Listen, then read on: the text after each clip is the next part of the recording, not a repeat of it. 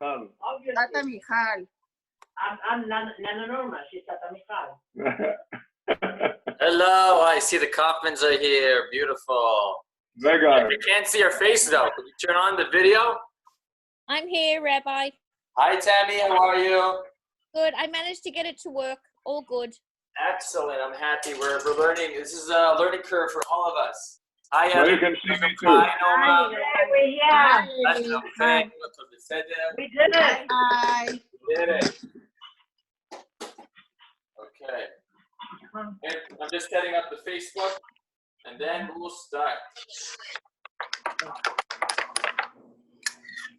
Nice mug, Tammy. What? Rabbi. מה זה? Very nice. I've got a South African one. זה מאוסטרליה. וזה מדרום אפריקה. זה מדרום ומה אפריקה. אני אגיד? למה אתם מדברים ואני לא רואה אתכם?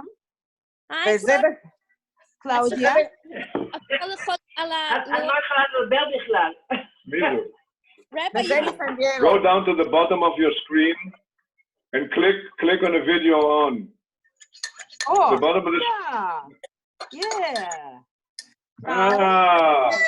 Claudia. Okay, Start the course. very simple American course of hot water. This is good against the It doesn't count. virus. That's it. זה לא שווה כלום. זה לא זה שווה. שווה הרבה. זה אני לא יודע, העיקר זה אמונה, את יודעת? God, ברוך השם. תכף תקבלי ממני. טוב לראות אתכם. טוב לראות. טוב, חברים. אני סוגרת את הוידאו. לא, אל אני סוגר תסגרי. לכולם, מה זה? אני סוגר לכולם. אם אתם רוצים, אתם יכולים לפתוח את המיקרופון. לא. לא, כשאתם רוצים להגיד משהו, בשמחה. אוקיי, אז מה אנחנו אומרים? אומרים שלום קודם כל. קודם כל אומרים שלום. קודם כל, שלום, שלומכם, מה שלום. שלומכם? גם יש לא מדברים עברית, צריכים לדבר באנגלית. נכון? בסדר. All right, we are switching languages right now. You don't want to...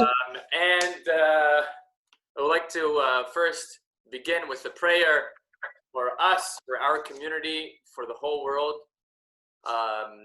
We wish that, Bezat Hashem, this whole episode, we only come stronger because of it, and we see only less and less cases.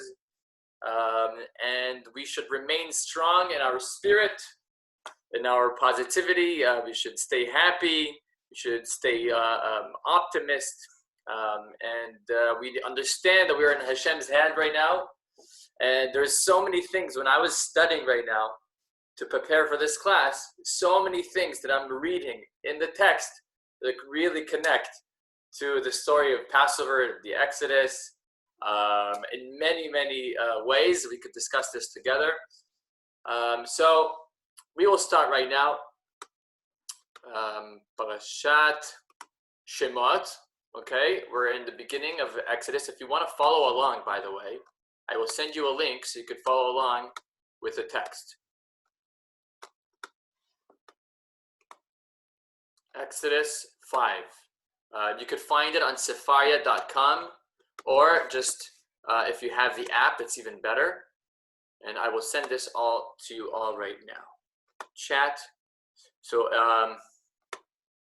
how do I do this? I've got Safaria, so I can just open that. You have Sefaria, very good. You said Shemot. Shemot Chapter 6. Okay. All right. I could send it in the WhatsApp, but I can't send it otherwise. I could send it to everyone right now in the WhatsApp. In the Pirkei Avot WhatsApp. Okay. So we're starting a brand new chapter today, and if you weren't in the previous classes, then there might be some things that will shock you, and you won't understand why I'm saying those things. I mean, a lot of the things that I'm saying right now are not the usual chidushim or type of things that you would hear. So speak up if you have any question. Really, I encourage the participation. Did it send out on the WhatsApp? Okay. It's going to send. All right, so let's begin. The chapter 6, if you have a chumash, you could also pull that out and follow along. Okay, V'achal ba'u Moshe ve'Aaron, and afterwards Moses and Aaron went to, this is what I'm going to do. I'm just going to share the screen. There you go. Could you see that? Oh, yes. Okay, perfect. So you don't have to look in two places. V'achal ba'u Moshe ve'Aaron, afterward Moses and Aaron went and said to Pharaoh, "Thus says the Lord of God of Israel, let my people go, that they may celebrate a festival for me in the wilderness." The word chag comes from this word over here. Whoops. The word chag comes from ve'yachogu. Ve'yachogu li bamidbar. Right? You should celebrate a festival for me. So Moshe and Aaron are going over to Pharaoh and they're demanding him to let the people go. Now, this is a very audacious thing to confront the leader of the greatest civilization in the world at that time, and to tell him, come, let these slaves go, the slaves who are the backbone of this society, who are the ones who, the empire of Egypt is based on these slaves, and now you're telling them, let the people go. Why? Because our God, Havaya, right? We can't say the real name of God. We say Havaya. We switch around the letters. Havaya came and told us that you have to let the people go. Right? So it's something very audacious to do. Like, how could you demand that from someone? The first question that Pharaoh has is, who is God? Who is this Havaya? I've never heard of him. If he's that significant, I should have heard of him. Right? So let's continue on.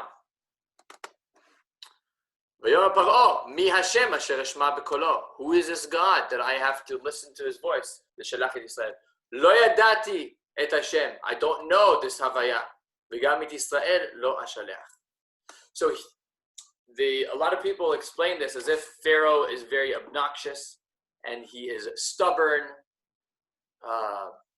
But Pharaoh is completely rational. He's a super rational. He says, okay, you want me to let the people go? You have to tell me who this God is. Prove to me that he exists. I can't just let an entire nation of slaves go out just because you said so. Lo yadati et Hashem. I don't know who this Havaya is. V'gam et Yisrael lo ashalech. Meaning that if you do prove to me, if you manage to prove to me who Havaya is, I will let the people go. That's what it sounds like, right?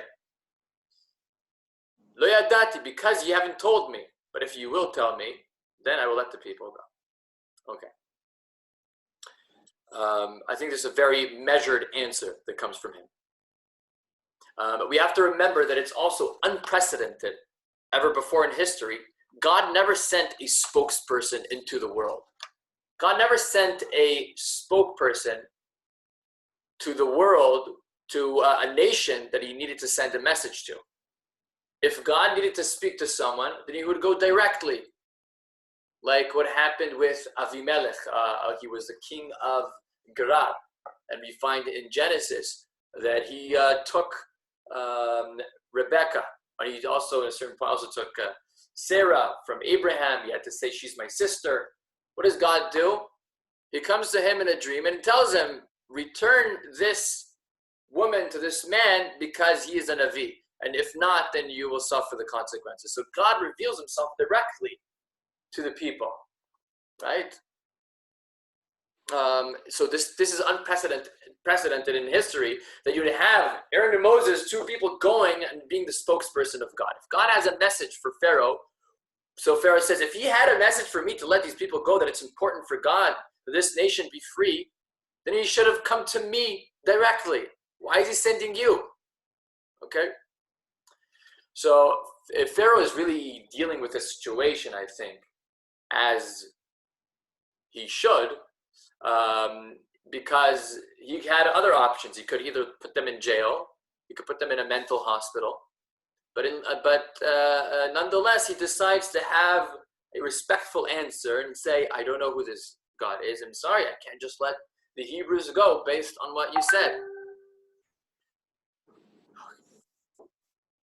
Okay, in the Midrash, it actually says that Pharaoh asks his Khartoumim, his council, the wise. They also knew a lot of witchcraft, and they knew all the ancient wisdoms. He told them to look into their encyclopedia of gods for the name of Havaya.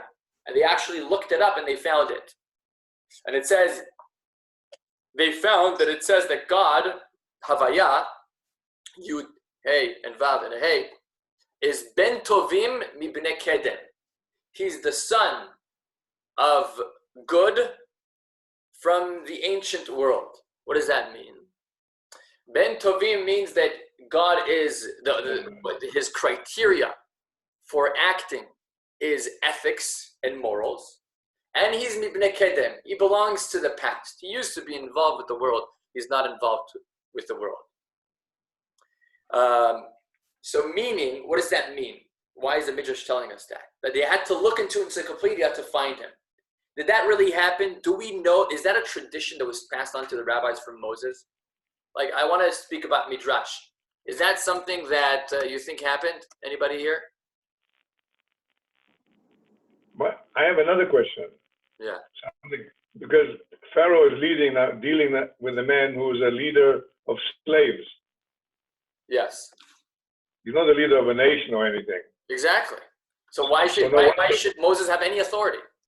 Exactly. That's my question. Okay, but that's also that's your question is Pharaoh's question. That's why he's acting the way he's acting. That's why he's not letting the people go. Hey, I'm on the side of Pharaoh right now. It's not looking good for you. Okay, but yes, I completely understand your point.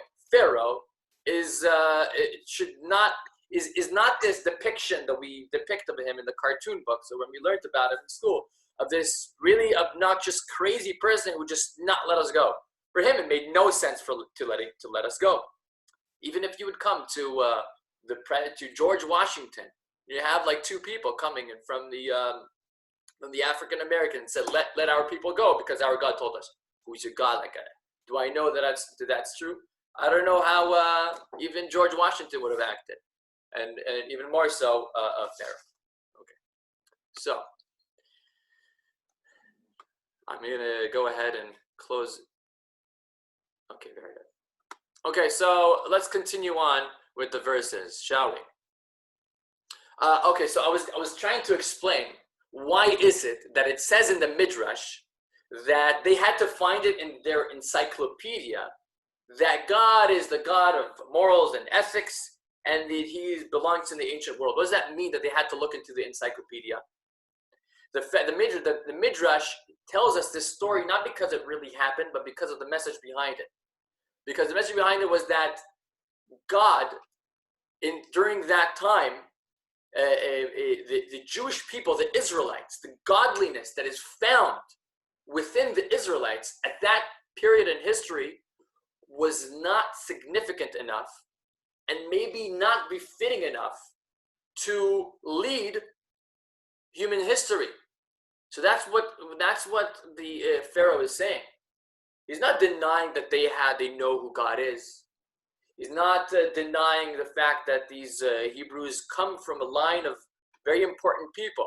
But he says, you belong to the past. Mibnei Kedem.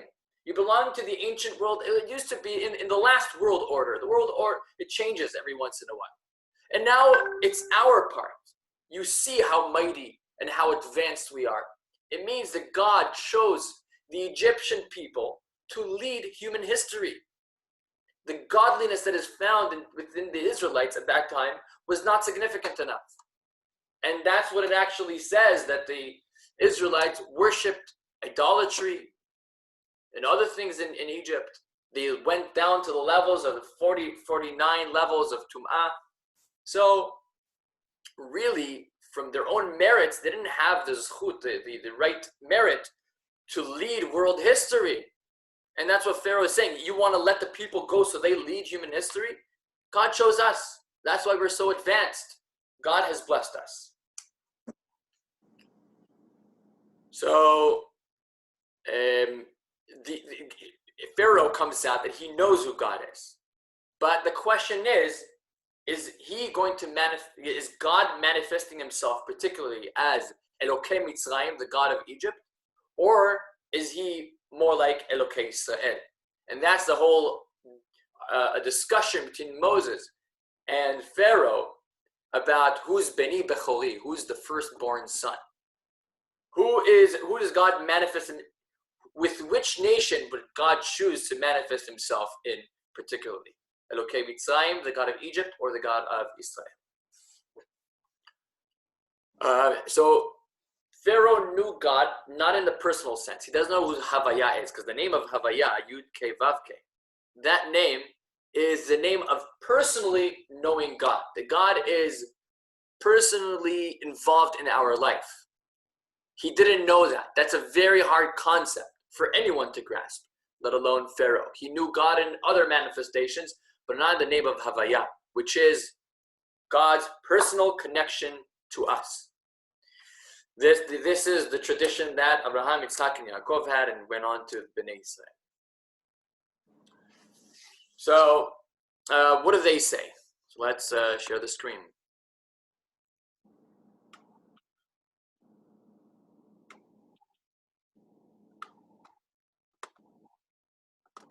Okay. ויאמרו אלוהי העברים נקרא לנו לכנה דרך 3 ימים במדבר. So what do they ask from Pharaoh?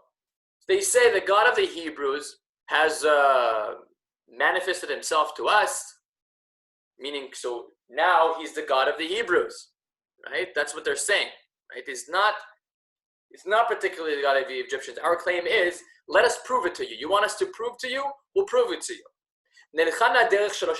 Let's go 3 days in the desert. And we shall sacrifice and do our services to God. Let he strike us with pestilence or sword. They're saying, oh, we're doing it to save our own lives. The actual meaning of this is not ifga'enu. Ifga'enu is said as a leshon naki. Leshon naki means it's a clean language. We don't want to tell Pharaoh, the most powerful person in the world right now, you will die in pestilence. You will die in a dever. Rather, we tell Pharaoh, ifga'enu, we put it as if on us. But what really mean is pen ifga'acha. Let us go, because otherwise he will strike you.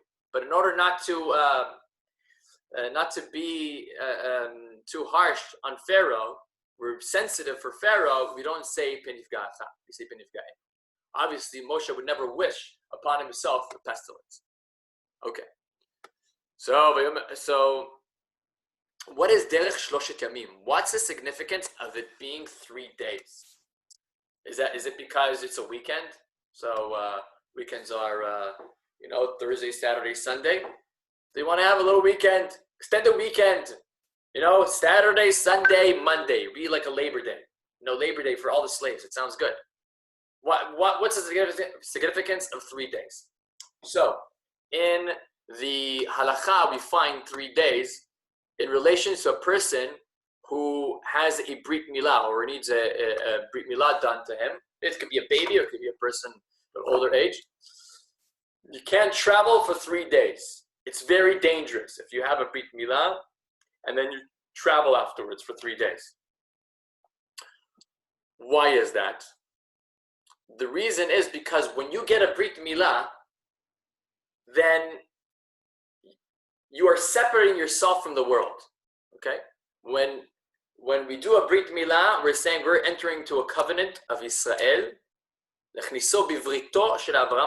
covenant of Abraham, of Am Yisrael. Now he's considered part of the Jewish people. Even if chas v'shalom, a baby is born, before his term, there's a brit milah done, so that at least if you want to put someone into Kever Israel, there has to be a brit milah done.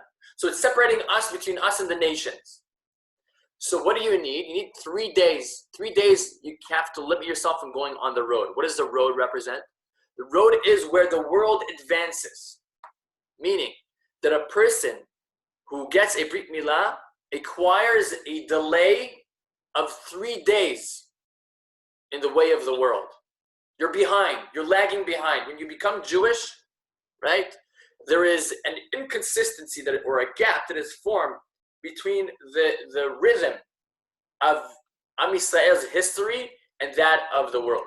And the gap is 3 days. We're lagging behind in the natural sphere of things, right? Just like the Brit Milah itself. Brit Milah is harming nature because nature is perfect. God created it. And we're saying, nature created us with a foreskin. Let's put a blemish into it. Let's remove that. But apparently it's a tax that is worth paying in order to attain greater spiritual heights. But with that, you are separating yourself from nature or from complete nature. We don't separate ourselves completely from nature, but we have a little bit less of nature within us. So we're lagging behind in terms of natural sphere of things. Is this understood, or am I confusing you more? Yes, a little confusing. So it's like a time for cure, 3 days. So what is essentially the 3 days? Like a time to cure, a time out, to catch up? To catch up? It's a difference. It's not to catch up. You remain lagging behind. You remain lagging behind. Why? Because you're Jewish. מבדיל בין קודש לחול ובין ישראל לעמים. Oh, it's like a sign of a differentiation. Yeah. It's like a sign of when a person is Jewish, then he's different in that he lags a little bit behind in terms of in the natural world, the Am Yisrael. But in terms of the spirituality, it has to come with a price, right? If you if you want to attain greater spiritual heights, they have to come with it has to come at the price of a little bit of the natural world, right? And every person who wants to attain a greater spiritual height has to be more parush, has to remove himself a little from the world. In Judaism, we're not about removing us completely from the world, but a person has to be able to control himself, has to be able to control the way he eats, the way he speaks. There's a lot of things that we have to limit ourselves. So that's the distinction between Israel La'amim. We do Havdalah. Mabdil ben Kodesh Echol, Israel La'amim. Mekadesh Amo Israel. Right? And anybody could join. You just need a Brit Milah and a Bet Din, and boom, you join. But then you have to wait 3 days. You have to lag behind. Understand? Yeah. You understand the concept behind the halakha? Okay.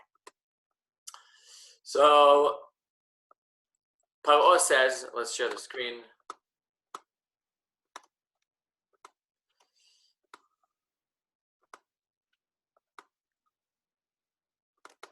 Let's go.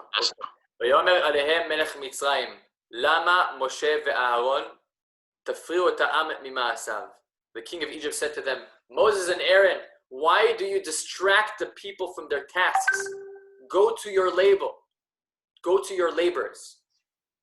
Right? So we have over here Melech Mitzrayim, and in the next pasuk it says Paro. So sometimes it's called Melech Mitzrayim, and sometimes it's called Pharaoh. Meaning there are two different people over here. You have a Melech Mitzrayim, king of Egypt, and then you have a Pharaoh. And sometimes it's Pharaoh speaking, sometimes it's Melech Mitzrayim. The Melech Mitzrayim is not really involved with the decision-making process. He's more of the Yitzugi, they say, presentable king. He looks the part, he really looks like the Pharaoh with the beard. Maybe he's a double, you know? He goes to the ceremonies, he waves the hand, he's there for the ceremonies, but there is someone who's actually running the show, and that is Pharaoh. Pharaoh actually gives instructions. Vaytzav Paro. Paro charged the taskmasters that day. Melech Mitzrayim just making comments. What are you guys doing here? You shouldn't be here. You should be at other places. By the way, why does it say, go to your labors? Moses and Aaron did not work. So either it's speaking about the elders who came together with them, or they mean the laborers, meaning leading the community, right? But in any case, you see over here, there's two kings. By the way, who also had two kings? Where do we see another case where you have two types of kings? Where? Oh. Yeah, in history. Mm. Or in the history of the world. In Japan, they had this. They had the shogun and they had the emperor, right? One was the presentable. Look it up. So Japan had it. Joseph and Pharaoh, also, right? Joseph is. He said, that's what Pharaoh tells him. Only the chair will be higher than you. Chair is the representative part, sitting on the throne. But everything else is Joseph. Joseph was the one managing the country during the crisis. He was the one calling the shots everywhere. He was I've now put you in charge of all of Egypt. And, that's the Pharaoh and Joseph. You have the same type of thing. Then you have it over here. Okay. What else? The same day Pharaoh charged the taskmasters and the foremen, saying, he starts giving them directive. What are the directives?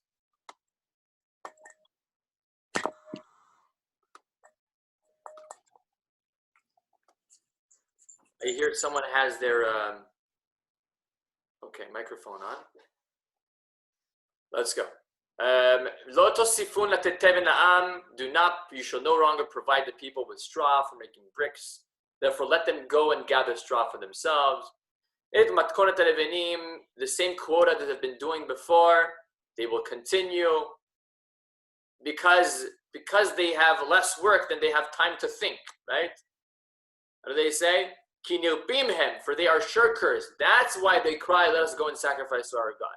So there's a few ways of controlling a society. Either you make them work, only be occupied with work all day, or be occupied with Netflix all day. But in both cases, you achieve social calm, right? Or you get Zoom shield. That also works. Rabbi. Yeah. That sentence now,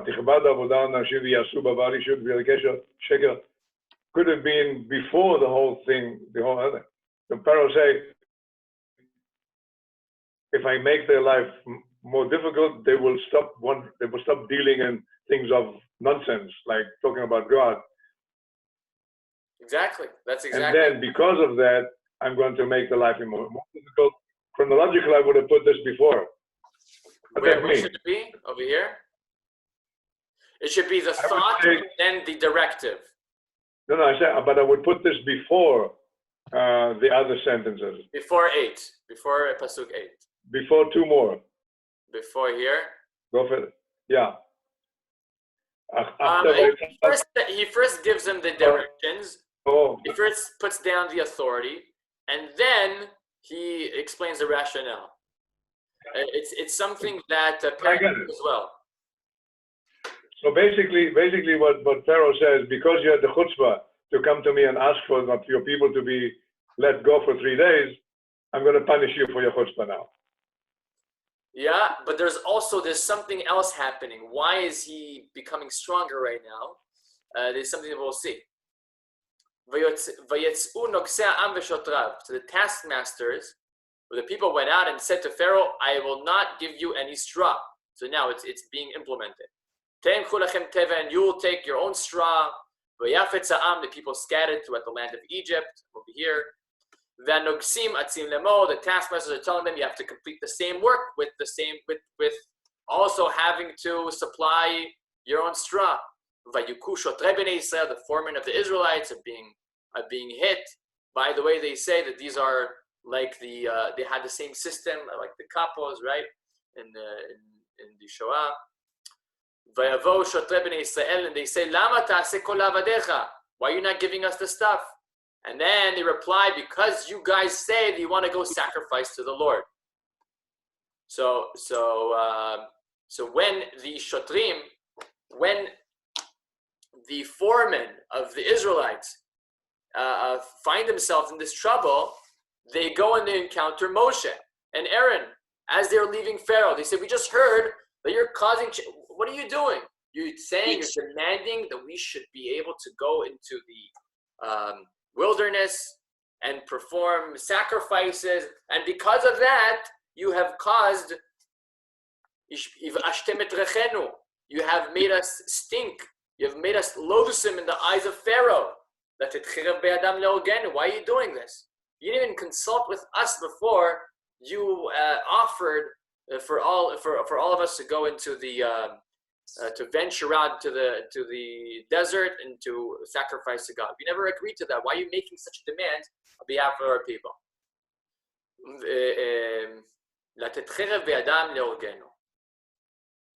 So what is this? You know, there was a similar thing that happened. 1 second. Did the people of the slave, did they believe in God at that time? The slaves, no. Well, because the pasuk says the capo, so to say, the Shotrei Bnei Israel, threatened. Sorry, I lost you there for a second. They say, hey, may God punish you, Moshe and Aaron. So they must have had a belief in God. No, they do believe in God. That they're telling him, Yireh Hashem alecha veishpot. And what are they using? Which name of God? I can't see it. Yud K. So I'll share with you. So this is very important always to see what name of God they're using. What is that name? It's the name of mercy. Right? So what they're saying is, you came to us with the name of Yud Kei Vav Kei. Yeah. God says, use the name Yud Kei Vav Kei. Use the name of mercy when you come and you reveal yourself to the Jewish people. So they're seeing their life becoming more miserable. So they're saying, what's happening? You told us you're coming with the name of Yud Kei Vav Kei, the name of Rachamim, name of mercy, and now it's only becoming worse for us. So there were rabbis during the Shoah, during and right after, who said that the reason why the Jewish people are suffering or have suffered the Holocaust was because the Zionists were trying to go to Israel, and that was against the laws. Right? There are people like that who they're saying the same exact thing as the foremen, the shotrim. Yireh Hashem alechem vishpot. God will judge you for trying to bring about the redemption too soon. Right? This was too soon of a redemption, because God commanded that the Jewish people should be in Eretz Mitzrayim as promised to Abraham 400 years, 400 shana, and they left after 210 years. So they're saying, you're trying to bring about the Geulah before the time. Al te'orer et ahava ad shetechpatz. You cannot awaken the love before it's desired. It's not over yet. You have to go through the galut. And nonetheless, he took them out. God is sending Moses to take them out. So you see, it's the same type of claim. History just repeats itself over and over again. אל תעורר את האהבה עד שתחפץ את זכר שיר השירים? כן, בדיוק. Good. יפה, חזק. אש עליך. טוב. We're continuing. Let's share the screen. Okay. By the way, if you're watching us on Facebook, come join us on Zoom, because then you'll be able to see the text. וישב משה אל השם ויאמר, אדוני, למה הריעות למה זה? למה זה שלחתני? So Moses goes over to Yud Kei Vav Kei, which is the name of mercy. And he tells him, Amonai. Well, 1 second. You should say Yud Kei Vav Kei like this. Why is it written in the name of Adnut, master? You should have went to God with this name. If you're approaching Yud Kei Vav Kei, God in this manifestation of Havaya, then you should say, Yud Kei Vav Kei lama hareot lama zeh. Havaya, why did you bring harm upon these people? Rather, Moses indirectly is approaching Havaya, but he's telling him, I really don't understand how you're Havaya, how you're Rachamim. This does not look like mercy to me. Lama hareota. Why are you bringing harm upon these people, even if everything that God does is justified? So why would Moses ask such a question, right? It's not a question that you and I would not ask. He's asking all the right questions. He's asking very real questions. Lama hareota. If you're the God of mercy, why are you bringing bad into the world? Why are you hurting them more? מאז באתי אל פרעה לדבר בשמך הרע לעם הזה, only became worse. והצל לא הצלת את עמך. Now God says to Moses, this is the answer. אתה תראה, now you will see, כי ביד חזקה ישלחם וביד חזקה יגרשם מארצו. One of the purposes of Yetziat Mitzrayim was in order to show that the name of mercy and the name of Din are the same. So in order for us to see the unification between the God when he manifests himself with mercy and kindness, and when he manifests himself berachamim, that Din and the Rachamim, that they should be the same one, and therefore they have to go through such terrible things in Egypt, so that afterwards, when the Nisim are even greater, when the Rachamim, when the kindness of God is shown, even greater than what they thought were the most terrible things that they were going through, Nichlal ha-din betoch ha-rachamim. And the rachamim is able, the mercy and the love and the chesed is able to envelop within it the din. Understand? You have very, very strong hardships. Now they have to work harder. They have to go and collect also the straws and also make the same quota. And when they would not make up the quota, then they would put in to one of the bricks. They would take a baby or they take a person and put him instead of the bricks. And they would murder it was such pain. Children were being killed and people being subjugated in very harsh labor. But the 10 makot were less spectacular than the worst of punishments or tribulations that they were going through. No, it was more. So by the fact that the chesed was more, it was able to envelop the din. And that shows that the same God who gives us hardship, the same God who does rachamim. But why does it have to happen? Why did they have to go through all the hardships in order to achieve the rachamim and the freedom and the redemption? So this you find all the time. Before there is a change, a transformation, if you will, of identity, every time you have a transformation of identity, of something becoming greater, then you find hardship. We found that in recent history. The Holocaust, such a great hardship, brought about a major transformation for the Jewish people. They were now free in our land, right? Every transformation, even if it's a downgrade, right? So from Bet HaMikdash, from being on our land to having to go and disseminate Judaism to the entire world. It's also a change in our identity from Israel to Yehuda to Yehudim. Every time we're going through a transformation, there is great hardship. Just like in a birth, right? You see there's a woman who's giving birth, and the kid asks you, why does she have her, right? Why is she pregnant? So, she's going to have a baby. A baby's going to come out of there. But if you would just know the screams that are happening in the labor room and the blood doesn't look like life is happening. But that's exactly what happens when there is a transformation. There is great pain, right? And it's every time there's a transformation, it's fighting and negating the older self, the older identity. So when it's fighting the older identity is trying to fight back. It doesn't want a different identity to take over it. So it makes it very hard. It clamps on. It does not want to let it spring forth and to transform. So that's what's happening over here also in Egypt, and maybe in the world right now.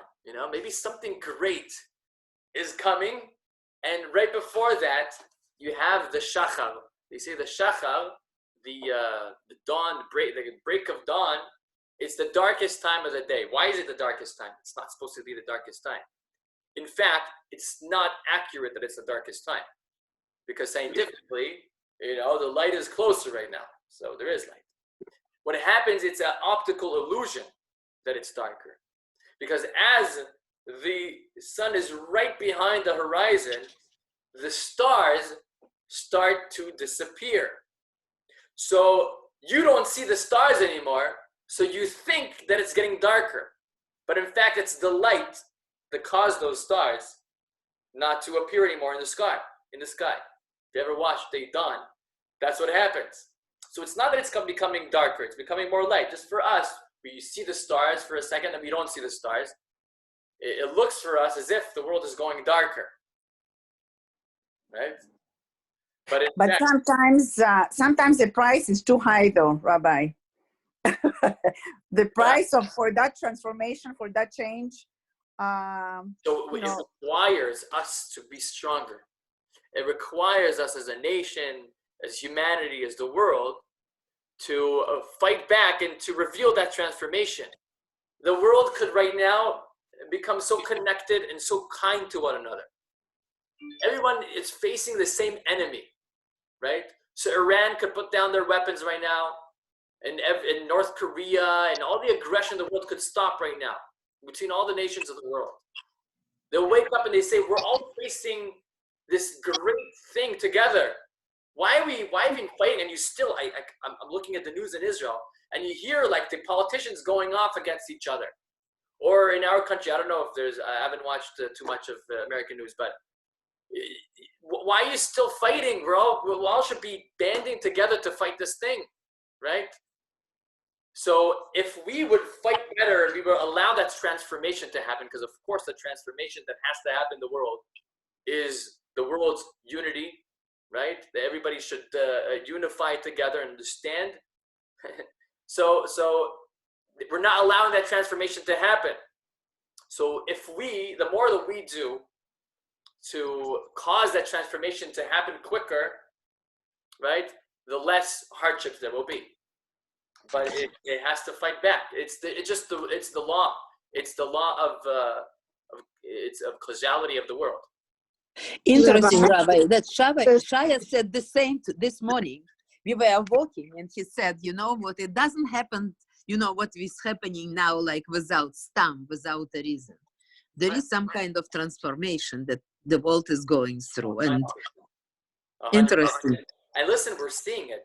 When everybody goes out in Israel or in Italy on their porches at the same time and is able to acknowledge, Tammy sent me a bunch of links today, of the entire Israel going out to the porches at the same hour and applauding the medical workers or things like that, that sends the message, we're all in this together.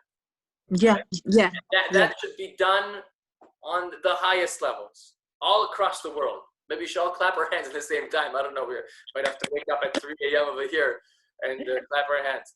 But we have to send a message strong also to the politicians out there.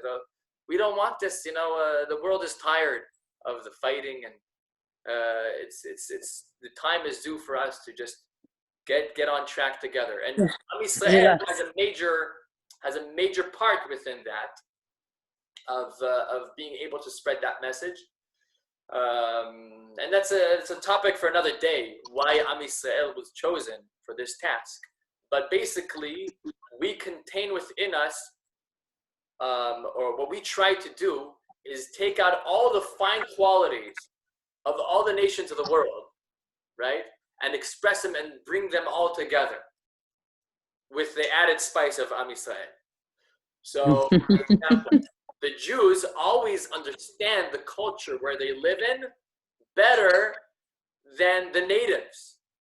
The Jewish Americans understood the American dream, were able to sell it better than anyone else, right? They invented Hollywood. Or in Germany, you always find the Jews are being the ones who are the front line, leading and transforming. So we have that quality within us, right? To be able to unify everyone together. Okay. This is what Ramchal writes in the introduction of I believe, he writes that one of the parts of the Avodah is Tikkun Achvat HaMedinot, the establishment of the universal brotherhood. Beautiful. Wow. Send me that if you find it, okay? I forgot about that. Okay. So if we have a little bit of time left, let's start Va'era. We won't finish it, but we just skim the beginning of Parashat Va'era and the beginning of, I believe, a new chapter, chapter 6. You see, chapter 6 begins before Va'era. Why did this happen? What happened to my screen? I'm having problems with my internet. Thank God that this broadcast has not been cut. Mamash Nisim. Okay, look. You see, chapter 6 begins over here. There we go again. Well, you need to understand that all of a sudden there are gazillions of more people on the internet, and it's overloaded. Most of the internet is just overloaded. Probably true. Yeah. You got millions of people working from home using the internet. Also Zoom in particular. Yeah. Yeah. Yeah, I And found all out the businesses are having right now. my brother apparently bought stock in Zoom before this all happened, thinking that something was people were going to have to be doing this stuff remotely. Wow, very smart. Oh. Okay. Okay. If you want, I can read chapter it 6 here. begin over here. Why does chapter 6 begin over here and then Va'era begins over there? I'm sorry, what? Why does chapter 6 begin before the beginning of a new parsha? So in the Torah, when we read Parshat Va'era, we begin over here, right? Yeah. But then when we look at the text, we have the chapter beginning before that. How come? Because the chapters weren't established by the Jews. Very good. The chapters are not something Jewish. They're a Christian way of coding things. And we have parashot, right? So that's why there's an incongruency between that and the parasha. Okay, so Vaydaber Elokim el Moshe vayomer elav ani Hashem. God spoke to Moshe and said to him, I am Hashem, I am Yud Kei Vav Kei. So you see over here Elokim, the Midat Hadin, coming over to Moshe and telling him, I am Hashem. It's one and the same. The name of God that you attribute to Din, to strict judgment, is in fact the God of mercy. And right now, God is going to prove that in the world. The way He's going to prove that is through the 10 Makot. Va'era l'Avraham ve'Yitzchak ve'Yaakov be'el Shaddai, u'shmi Hashem lo nodati lahem. So He says, I revealed myself to Abraham and Isaac and Jacob with the name El Shaddai, u'shmi Hashem lo nodati lahem. What does that mean? Is that true? Did God not reveal? Is the name Yud Kei Vav Kei not said in the book of Bereshit, Asaf? I'm not sure, but it makes sense. It makes sense. Okay, so let's actually look at the pasuk of El Shaddai, because the word El Shaddai actually comes to refer to a specific verse in Genesis, right? That pasuk of El Shaddai, that God revealed Himself in El Shaddai, is in, as you see here on the screen, Bereshit, Perek Yud Zayin 17. V'yavram 99 shanim. Vayera. Oh, I see Yud Kei Vav Kei here. Oh, so He did reveal Himself with the name Yud Kei Vav Kei. Let me just pull that up. Yeah, you see? Vayomer elav ani El Shaddai, and He said, I am El Shaddai. So what's happening? God said, Vayera l'Yaakov be'el Shaddai, u'shmi Hashem lo nodati lahem. I did not reveal myself to them through the name Yud Kei Vav Kei, but I see it's right here in the same pasuk of El Shaddai. So confusing. Any suggestions? But El Shaddai is, I'm not sure, but I think it's the only name that refers to the creation, the El Shamar La'aretz Dai. But every other name is a personality trait of God. Okay, very good. Excellent. But the pasuk tells us that God did not reveal Himself to the forefathers with the name Yud Kei Vav Kei. And in fact, we just saw on the screen that God said to Moshe, Ani Hashem, Ani Yud Kei Vav Kei, I am Havaya, Hitalech lefanai v'tiyeh tamim, walk in front of me and be wholesome. What's the matter? So there's a stira, there's a dispute. Anybody have an idea? Michal, you were saying something? No, Oh, okay. no, Rabbi. No, I'm a little confused.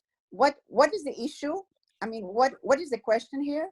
The question is like this. The verse says, Va'era, I revealed myself to Abraham, Isaac, and Jacob, Be'el Shaddai, with the name El Shaddai, but with the name Havaya, oh, that's a new name. I have not revealed myself to them. As if to say to Moses, you're the first one who hears this name.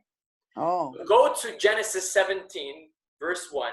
And over there, God tells, it's true, God does call Abraham with the name El Shaddai, but he also calls him with the name of Yud Kei Vav Kei at the same time. Oh. I see. What's happening? So like this. Yud Kei Vav Kei is Amidah Rachamim, right? Yes.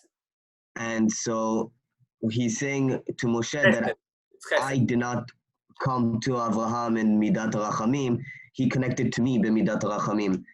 But now I'm coming and sort of starting the relationship with Klal Yisrael, even though they don't necessarily want it at the moment. I'm coming in Yud Kei Vav Kei Avraham. I came as the creation.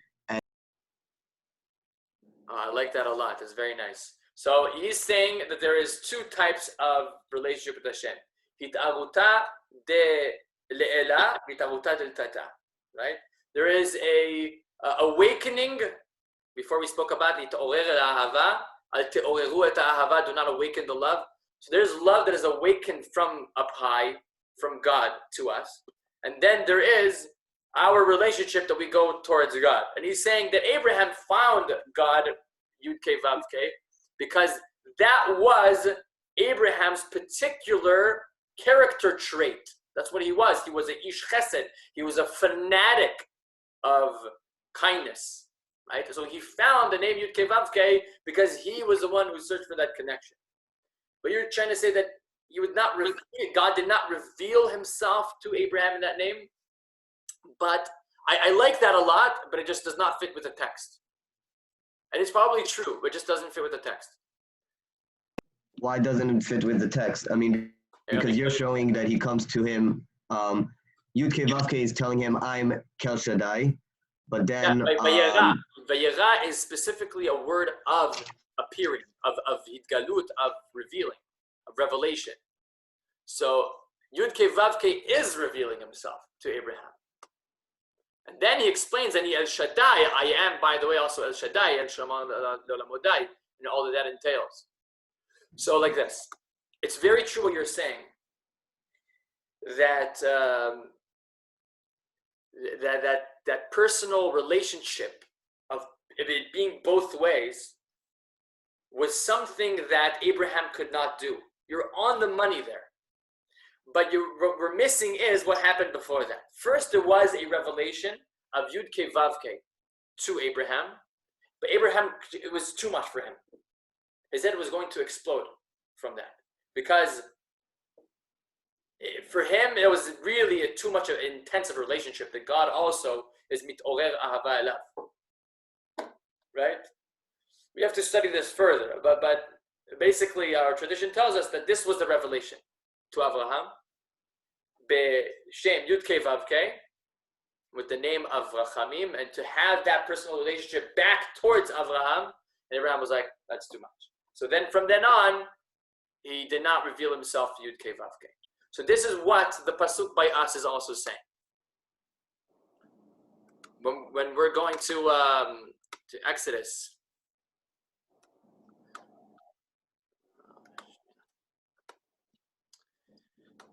Six.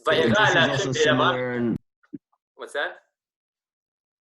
This is also similar. You mentioned before Shir Shirim, but this is also similar in Shir Shirim to the V'tiv bet hayayin v'diglo alai ahava samachuni ba'ashishot. So the explanation over there is that at first God brought us into Beit Hayayin, which is Har Sinai, and we weren't able to handle the drunkenness for it, so he had to bring Moshe. The drunkenness. You were cutting in and out because I couldn't hear. I think you said that we could not handle the drunkenness, the being high off God. It was too much. It was too intoxicating, right? Yeah, that at first it was beta yain, which was like wine, and we weren't able to handle the wine, so he brought ashishot, which is less of a high. It's a wine pastry to a certain extent.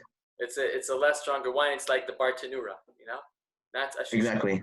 Tapuchim, yeah, little flavored drinks or Smirnoff Ice. Yeah, that's exactly what it is. וידבר אלוהים משה ואומר לנו השם, כל הכבוד אסף. So, ושמי השם לא נתתי להם. Now, knowing what is El Shaddai and what all that means is a whole lesson unto itself. So, we'll pause over here for the shiur. But if you have any questions, you want me to elaborate on anything that was said over here, or anything else, this is your time. I want to go back to the thing you were talking about, the 3 days, just to lechaded ktsat over there. Are you suggesting that the Chag is Brit Milah? Not suggesting that they will get a Brit Milah, because all of the Israelites in Egypt did get a Brit Milah. It's actually when they went into the desert that they did not have Brit Milah anymore, because they were going to travel. Any day's notice, they would have to travel. So therefore, they could not make themselves a Brit Milah because of that specific law, the halacha. But I was not saying that it is a Brit Milah. I said that find a parallel. Why is it 3 days? Why are they going on a 3-day journey, or now it seems they're going on a 3-day journey in the desert? It's because that 3 days signifies the difference between Israel la'amim, right? We lag behind the spiritual world. You have to let go and be behind a little bit, lag behind 3 days. Whatever that period of time, which makes the distinction between Israel le'amim. And that's what a Brit Milah causes. Not that the Chag was going to be a Brit Milah, but the Brit Milah also, the reason why a person is not allowed to travel for 3 days after is because the traveling is the way in which we go about in the world, which we advance in the world. And by us refraining from going on the road, we're lagging behind. The whole world advances 3 days, and we lag behind. Yeah. In fact, yeah, go ahead. In fact, right now in Israel, we are actually behind the world, right? By us being closed to the entire world, and we did it. I think 3 days before America woke up to it. You know. A similar thing happened over here. Yeah, I need to internalize that a little bit. What's that? I need to internalize that a little bit. I don't really hear it that much, but I need to think about it. All right, enjoy. But I just wanted to read you before in the Akdama of the Mesilat Yesharim. Yes, please. In the third part of the 5 tenets of the Avodah, he writes, Halicha bedrachav, kolel kol inyan yosher hamidot v'tikunam, והוא מה שבארו זיכרונם לברכה, מה הוא רחום אף אתה רחום, וכלל כל זה שינהג האדם כל מידותיו וכל מיני פעולותיו על פי היושר והמוסר, וכללו חכמינו זיכרונם לברכה, כל שהיא תפארת לא עושה ותפארת לא מן האדם, דהיינו כל ההולך אל תכלית ההטבה האמיתית, דהיינו שתולדתה חיזוק התורה ותיקון אחוות המדינות. אחוות המדינות. Wow, because that's really the last tafkid of the Jewish people, right? Our identity, as I said, had a transformation. It started from being Ivrim, being Hebrews. And that was like the whole clan of people who lived in Ever, the other side. They lived in a city called there's Tel Nacho, but it was next to Haran, right? That was the area. And then, you have Lavan, and he's continuing, but he eventually assimilates and he becomes an Arami, Lavan Arami, right? But then you have Avraham who goes back there and then takes that Ivriyut with him after living in Nachor for many years in Haran for many years. He goes and he moves to Israel. That's when Hashem tells him, Lech Lecha. There's a transformation happening over there also. And therefore also for Abraham, it's very hard for him. There's a famine in the land. They have to go down to Egypt of all places, right? So everything repeats itself. So, Bezat Hashem, show us the redemption very soon. What's that? Which this connects what we were saying right now to Haggadah in the beginning of Magid, that we list our lineage from Abraham's father. Exactly. From the Because he started the journey. Exactly. He starts the journey and we continue it. Beautiful. But like I said yesterday, the fact that they're Avdei Avodah Zarah, for some, it's not Gnai. For some, that's not the low point. Right? The low point is us being in the Galut, us being in Egypt. All right. Okay. I'll see you here all. Be'ezat Hashem, we'll prepare some things for Monday, Pirkei Avot, Tuesday, Wednesday, Haggadah, and then Thursday, Shemot. Just like we did this week. All right? Do we Thank you. Sounds good. Shabbat for Kabbalat Shabbat, Rabbi? Yes, we are going to. I'm working on something for Kabbalat Shabbat. I'm working on something really nice. I don't want to give out too many details, but as soon as it's ready, we'll let everyone know, and we'll meet Erev Shabbat before Shabbat starts. Sam'ud! Yeah, let's go. Play something. Play something. Ah, mira.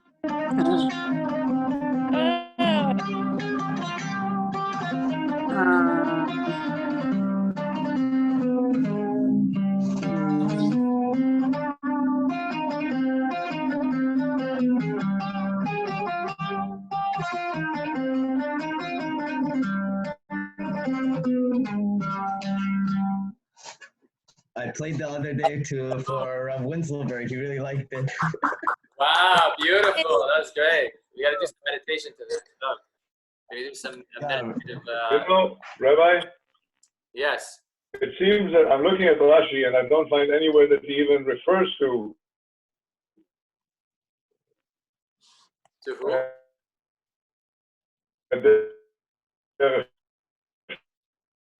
שלושת ימים. פרק ה', פרשת שמות פרק ה', and you go to עלייה שביעית and said, לא ידעתי, נלכה הדרך 3 ימים במדבר. And then I'm looking at Rashi, he refers to words before that and words after that, but he doesn't refer at all to the issue of דרך 3 ימים. Yeah. Rashi doesn't explain everything. Rashi is not supposed to explain everything. That's when we got you. I'm not instead of Rashi. Like Rashi for sure had the tradition. He knew what I knew. Like he knew way more than I did, you know. But it's just that we're just looking. I was just just trying to figure out. There's certain things that cannot be revealed under the context of a Rashi is supposed to be something to give you a few hints and then you learn on your own. It's supposed to aid you when you're learning, but it's not supposed to reveal to you everything that's underlying. It's not. Well, derech shloshet yamim, that means that they would walk for 3 days. Yeah, they would walk for 3 days, and he actually intended them to walk for 3 days physically. I'm not saying that you should not that they did not mean that intentionally that you should be really walking 3 days. No, that we're going to walk 3 days. But you have to understand the meaning behind that, the significance of it being 3 days. No, I understand. You explained it very well. Okay, Mitsuya. Good. All right. Thank you very much, Rabbi. See you guys before Shabbat. Thank you. Thank you, Asaf, for the nice music. Thank you very much. Bye. Bye. Shabbat shalom. Shabbat shalom. Bye. Shalom. Shabbat shalom. Shabbat shalom. Shabbat shalom, Lola. Shabbat shalom, everybody. Shabbat shalom. Shalom. Shabbat shalom.